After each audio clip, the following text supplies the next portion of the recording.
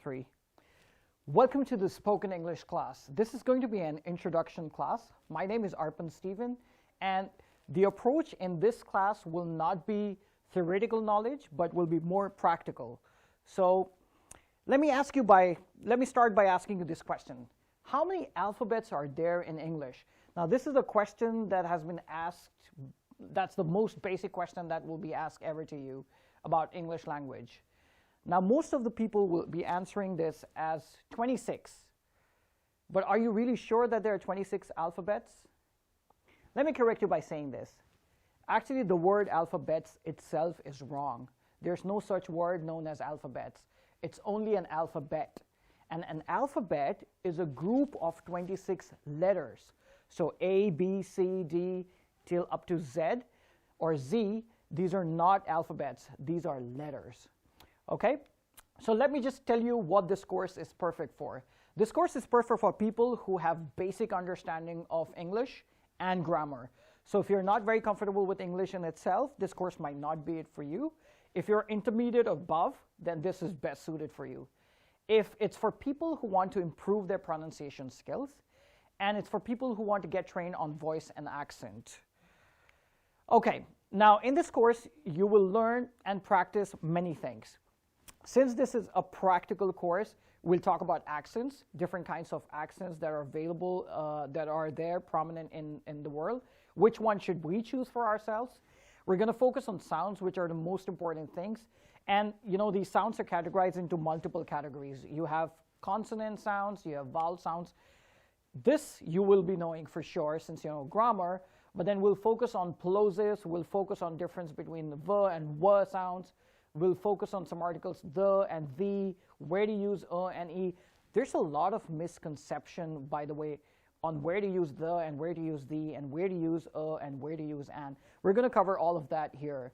Then we're going to focus on some vowel sounds. We will focus on short vowel sounds, long vowel sounds. We'll focus on diphthongs. We'll also focus on vowel reduction. And most of all, we will focus on syllable stress, which is basically very important for you to sound the way I'm speaking right now. And we will focus on intonation. This basically will cover all of the aspects for you. Now, let's just start without wasting any time. To tell you, English is not a phonetic language, okay? We need to understand this, which means that the pronunciation of the word is not dependent on the spelling. So you spell doesn't mean it's going to be pronounced the exact way. English has 26 letters. Remember, not 26 alphabet, 26 letters, and they can create a total of 44 sounds. So the first category of sounds that you can categorize is the voice sound and the unvoiced sound. Okay, I was relatively going fast before because those were just mere information, but when we practice this, I'm going to go a bit slow. So there are many ways to find out which are the voice sounds and which are unvoiced sounds. And the best way, you can see all the 3 points listed in the PowerPoint, but the best way I would suggest is just try and put your finger on your throat here, on your Adam's apple, and then try saying sounds. Like plosive sounds, which are like pa, ta, ka, you won't feel any vibration out here. But sounds like b, d, g, these are voice sounds. You will feel vibrations in your throat. So voice sounds are the sounds in which when you speak, you feel vibrations, and unvoiced are just merely gush of air. You don't feel any vibration. And these are also called as voiceless sounds. Okay? Coming to the examples of voice and voice sounds, I've given you a chart here which you can pause the video and pronounce. Like, for example, g, give, very, the. These are heavy sounds. These are voice sounds. And the other sounds like cat, fish, thick, say. These, if you speak by putting your hands on your throat, you won't feel any vibration. So these are voiceless sounds. It is very important. See, in this module, we will not be speaking about consonants and vowels. We will be speaking about consonant sounds and consonant vowels. There's a huge difference. So please make sure it's consonant sounds and vowel sounds that we are going to be speaking on. By the way, it's not called vowels. It's pronounced as vowels, okay? Now, the most important part are the plosives. Now, what are plosives? Plosives are basically sounds that have gush of air that comes out, okay? The examples of plosives are P, T. That C is not the C sound, it's the K sound. And same for K and Q. And then there are soft plosives known as B, D, and G, okay? But we're mostly in this video, we will be focused on P, T, and K sounds because this is what differentiates an accent. When you're talking about an accent, you know, the most common mistakes that we do is we say P, T, and K. This is basically because of your region that you're coming from. But in English language, plosives are pronounced as P and T, not T, T, and K. Now I know it's too fast to learn all of this, so we'll be taking one sound at a time. Today's session, we will only do plosives, and we'll cover the next sounds in the next session.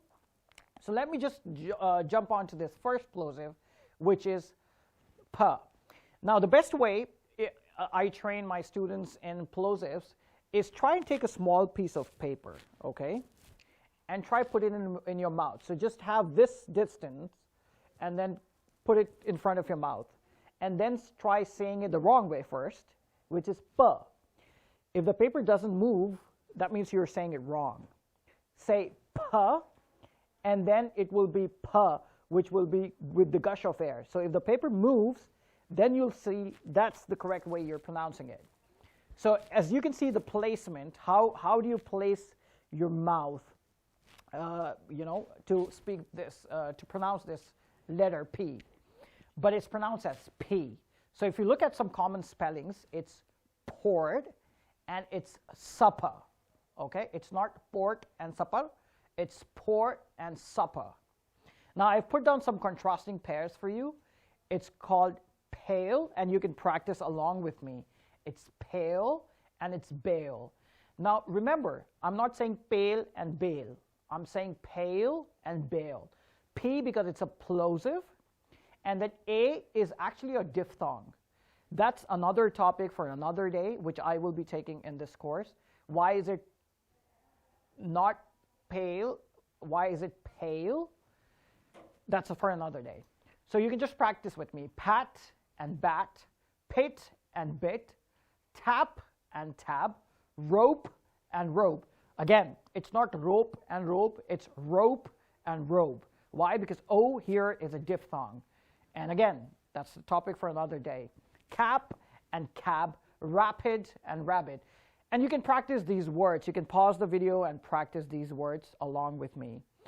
Just to help you, these are some words that you can also practice. And it's potion, powergen, product, ship, sip, and pop.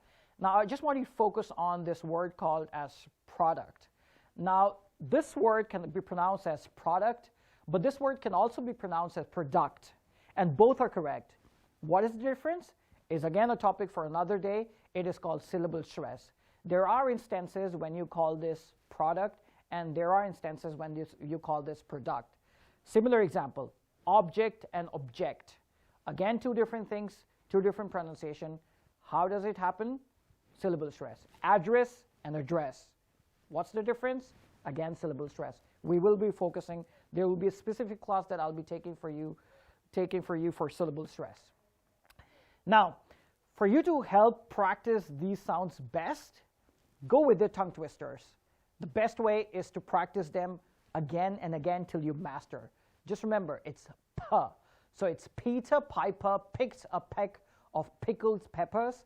Did Peter Piper pick a peck of pickled peppers? If Peter Piper picks a peck of pickled peppers, where's the peck of pickled peppers Peter Piper picked? Now I know you must be tired, but that's because you're learning a new sound, okay? Try and practice, again pause the video and practice all of these tongue twisters. I hope this is clear for you. Another plosive, remember, the moment I say plosive, it means the gush of air.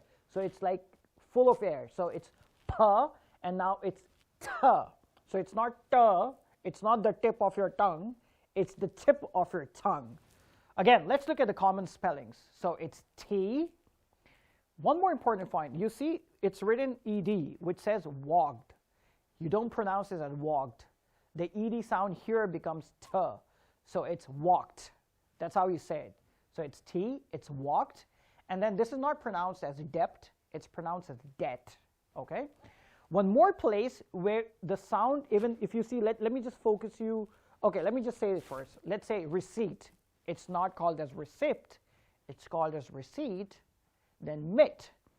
And wherever, if you see th, usually we say th as th, but when th is used in a noun, let's say for a name, then that sound becomes t sound. So it is Thomas. So the river Thames, okay? It's not river Thames, it's river Thames, okay? Remember, whenever th comes with a consonant, with a noun, it is pronounced as t.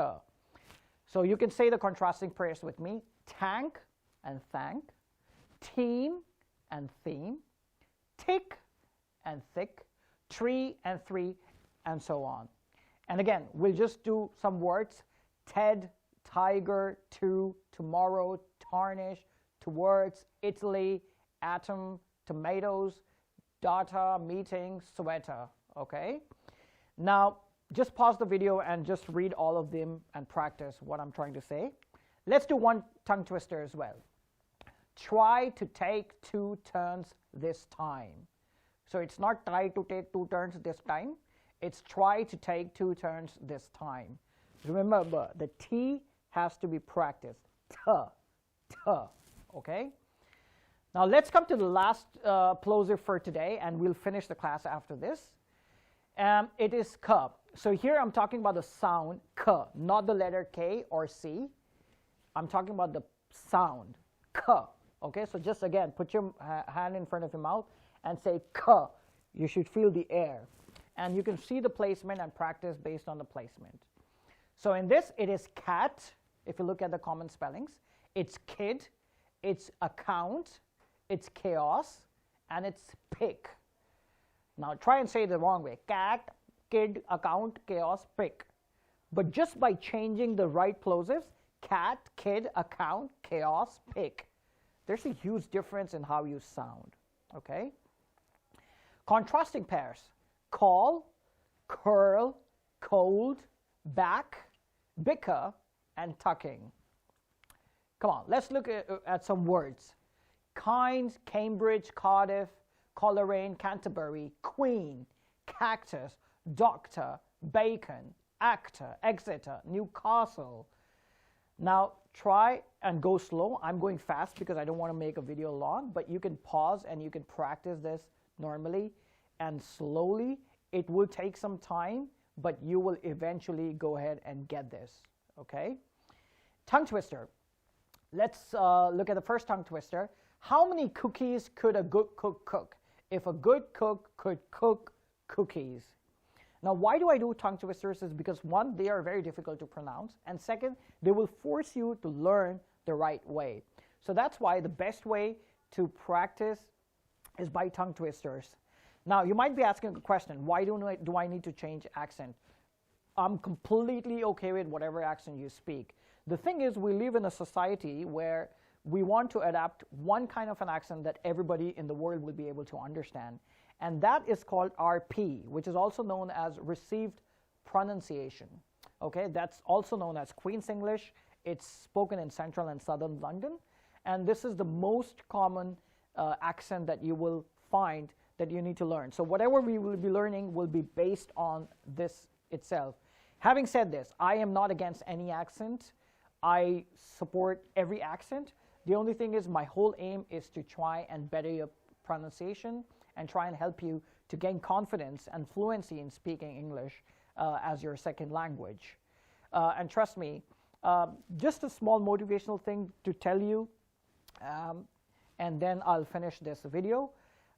When I was born, you know, I'm actually born, so I'm not able to touch my tongue on my upper palate, okay, because my tongue is, I won't be able to show it to you in camera, but my tongue is actually joined from front itself.